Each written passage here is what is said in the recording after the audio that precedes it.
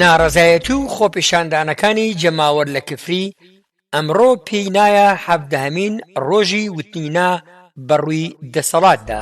ئەمڕۆ 17 ڕۆژ تێپەڕێ بەسەر مانگرتنەکەی کفریە.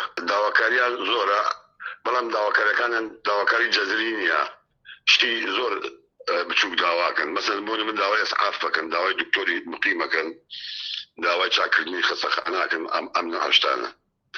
بەڵام کێشەی ئەسلی لە کفریە ئەوەیە کە زۆربەی لاوەکانیان بێکارن، زۆربەیان لە ناچاریە کفری بەجێ دێنن و ئەچن بۆ شار گەورەکان بۆ سلێمانی و کەرکووک و ئەمانە کارەکەن. حتا ئێستاش ئەوەی کە دەسەڵاتداران جوایان بنێنەوە هیچ جوایەکی ئەوە ڕیشەی نییە. دووسێ ئەسعافیان بۆیان ناردووە، کۆمەڵێ کەرپەلی وەرزشیان بۆیان ناردووە، داواکاری ئەستەکانیان جێبەجێ ناکەن، ئەوانیش بەردەوامن. ئەوەی کە نەقسی ئەم بەردەوامی هەیە، من لە مەقالەیەکە بڕاوم کردێتەوە لە هیچ شوێنێکە ناتوانێت مانگرتنێک بەتەنیا خۆی سەر بگرێت، چونکە ڕژێم گوێی پێ نادا، حەزەکە دەمانگتری ئەوان بخۆیان دەو شارع بن.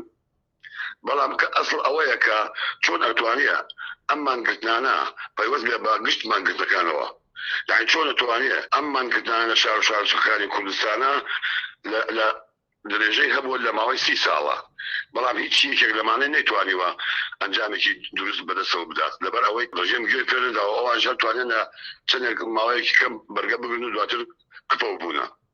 ئەسڵی مەوزوع ئەوەیە کە چۆن ئەتوانێت ئەم هەموو ناڕەزایەتیی خەڵک کە ئێستا دەستەتان 99 خەڵک ناڕازیە، چۆن ئەتوانێت ئەمە جێبەجێ بکرێت؟ ئەبێ ڕێکخراوێکی جەماوەری سەراسەری قیادەی ئەم مەسەلەیە بکە.